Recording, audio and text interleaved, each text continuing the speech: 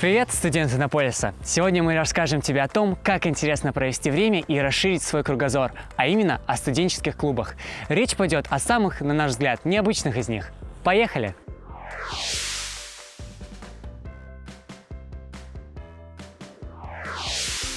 С появлением новых лиц в университете количество клубов неустанно растет. Одних только танцевальных уже около 5. Наконец 2016-2017 учебного года в студенческой ассоциации зарегистрировано 36 клубов, затрагивающие самые разные сферы деятельности. Сейчас расскажем обо всем по порядку. Привет, меня зовут Алена, и я руковожу клубом, который называется «Песочница инноваций». Это клуб для предпринимателей, тех, кому было бы интересно в будущем, возможно, стать предпринимателями. Мы занимаемся тем, что обсуждаем классные инновационные идеи друг друга. Кто-то придумал новый Uber, кто-то пытается захватить мир с новым стартапом по развитию маркетинговых инструментов или развитию нового сервиса для работы с химчистками. В общем, идеи очень разные. Я пытаюсь сделать так, чтобы студенты находили друг друга, обменялись в команды и вместе создавали новые инновационные продукты и идеи. Мне кажется, про клуб очень важно знать то, что это не просто кружок по интересам, это штука, которая может быть применима еще и в жизни, и в работе. Дальше в карьере, что каждый, кто приходит, может определиться для себя, подходит ему предпринимательство или нет, интересно ему в будущем стать бизнесменом или работать в такой маленькой инновационной компании. Он может определиться вот на такой, в игровой ситуации, в обсуждении, в диалогах, он понимает, подходит ли ему какая-то такая вот жизненная траектория, как предпринимательство, или не подходит. То есть вот применимость к жизни, мне кажется, это классная особенность. Клубу полгода. Мы собираемся раз в неделю. Бывало 2 раза в неделю, бывало ни разу. Зависит от спроса, от тем выступления. Иногда к нам приходят интересные спикеры, приходят предприниматели с опытом, делятся тем, как они строят свои компании, как у них дела с командой, как они развиваются. Обычно, когда приходят спикеры, песочница пользуется большей популярностью. В среднем нас не очень много, на кружке это где-то 10-15 человек, но иногда бывает аншлаг, когда спикеры особенно удачные, например, наши выпускники университета, которым удалось уже стать предпринимателями и успешно развивать свои компании. Однажды в песочницу пришло 72 человека. На следующий год сейчас в песочнице есть около 5 компаний, уже состоявшихся, которые готовы к открытию, к регистрации в университете. Я занимаюсь тем, что продумываю схему, как можно легализовать работу в своем собственном стартапе в качестве отработки после университета. Такие компании начинают появляться. И моя задача после окончания года, чтобы такие компании появились и легализовались в Иннополисе. В начале Нового года мы начнем заново, начнем с обсуждения идей, самых бредовых, самых необычных. И вот за год нам нужно будет пройти такую траекторию от идеи до какого-то продукта, до первых денег. Я надеюсь, что в следующем году таких компаний станет больше. По количеству, конечно, мы не ограничены. Песочница вообще всем рада. Не только даже студенты, любые жители могут посещать, конечно, клуб.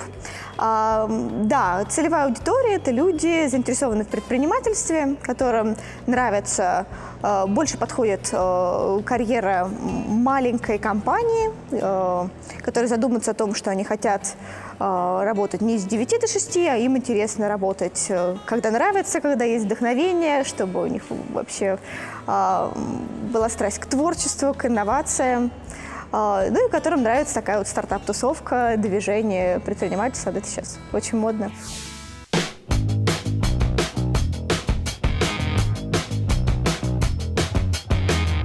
У нас клуб японского фехтования кендо. От 2 иероглифов, соответственно, кен – это меч, до – это путь. То есть здесь мы изучаем путь меча, то есть развиваем свой характер, усиливаем свой дух посредством применения принципов от самого меча. Непосвященному человеку, конечно, особенность будет то, что палки и то, что много кричат. Но вот человеку, кто долго занимается, особенность – каждый вот поединок, каждый удар, он очень ответственный. Это как будто вот на грани жизни и смерти. Вот нужно именно так к этому относиться.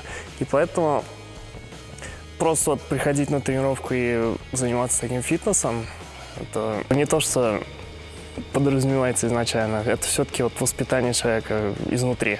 А вот все, что сверху, все, что на виду, это все палки и крики, это все, ну, грубо говоря, показное. Все главное изнутри идет. Так, клуб в Иннополисе существует с ноября 2016 года. То есть в сентябре, нет, в ноябре был как раз объявлен набор в эту секцию. Приходило много людей, ну, приходили, уходили, некоторые остались, некоторые уходили, потому что поняли, что это не их. То есть они, когда приходят, им сразу нужно оружие в руки и вперед как бы с криками держать. Но здесь немножко не то. Здесь по первости нужно чуть-чуть изучать основы. То есть без основ никуда. И поэтому многие, как бы сказать, не перетерпели. Если набор пропущен, можно влиться в середине. То есть обеспечивается индивидуальный подход и такое эргономичное вливание в коллектив. Поэтому, ну, ничего трудного, то есть не будет такого ощущения, что человек отстает или что он жестко проигрывает на фоне остальных. В августе здесь проходило мероприятие, большой лагерь недельный, где участвовали японские сенсеи и, соответственно, множество кендоистов со всей России. Также был проведен Кубок Иннополиса. И после этого как бы возникла идея организовать здесь секцию. Но эта идея была воспринята тепло администрации, и, соответственно, мы, в свою очередь, выдвинули свои кандидатуры, кто будет тренировать, и поэтому вот как-то все закрутилось. Как он появился? Сначала, когда еще в родине был, когда из-за документов въехал, мне писали в Телеграме, что говорят, давай, если ребята тут, они хотят французский изучить, давай замутим что-нибудь. Вот. Когда я приехал, мы собрались с ребятами и решили делать из этого клуб. Отправили ссылку в Google файл, где нужно было записаться и рассказать, ну, в чем суть клуба. И там все просто было. В том году у нас были две группы. То есть первая группа для начинающих, а вторая для не начинающих. Думаю, что возможно также будет зависеть от уровня. Если есть такие люди, которые уже знают, скорее всего, возможно делать две группы также. Ну и, конечно, если те, кто был уже давно, они будут просто продолжать. Люди изучают французский язык. Тут вот это остальное как-то это все бесплатно делают, так что приходите, изучайте французский. Ну, во-первых, название моего клуба на данный момент – это «Русская воинская традиция». Название не очень хорошее, соответственно, мы будем делать ребрендинг, потому что его понимает не совсем так, чем мы занимаемся. На вопрос, чем мы занимаемся, ответ. Соответственно, первый у нас – это народные игры, такие как лапта, тела и другие. Соответственно, эти игры, они большинство военно направленные в том плане, что в Рюхи играл Суворов, он заставлял своих военных как раз в нее играть, для того, чтобы они тренировали замах. Вот. Соответственно, потом второе, это у нас есть посиделки, где мы обсуждаем исторические вещи, такие как там полководцы, там, я не знаю, какие-нибудь обсуждаем исторические события и тому подобное. Соответственно, после этого у нас есть боевая составляющая, то есть боевое искусство. В том плане, так как у меня получается, это, можно сказать, смесь. Но это не спорт. В том плане, что я сам по себе, если говорить немного, я КМС по карате, занимался историческим фехтованием 4 года, джиу-джитсу, тэквондо. Соответственно, у меня как бы есть некоторый опыт в этом. И, соответственно, мне приходится его давать, как я это понимаю. То есть свое видение боя, как я понимаю.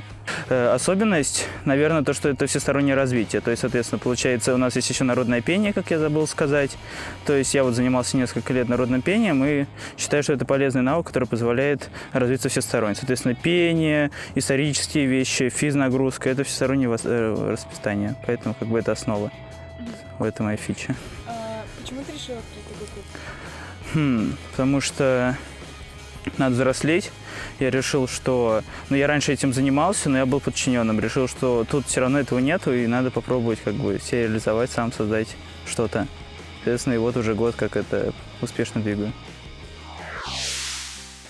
Как видишь, области интересов у нас самые разные. Но если ты не нашел свою, не расстраивайся, ведь открыть клуб может каждый. Возможно, ты не один увлекаешься химией, биологией или картой звездного неба. А любопытная аудитория на первых занятиях тебе точно обеспечена. Не упусти свой шанс. И, кстати, в конце года твоя работа в качестве руководителя клуба будет щедро поощрена иннопоинтами.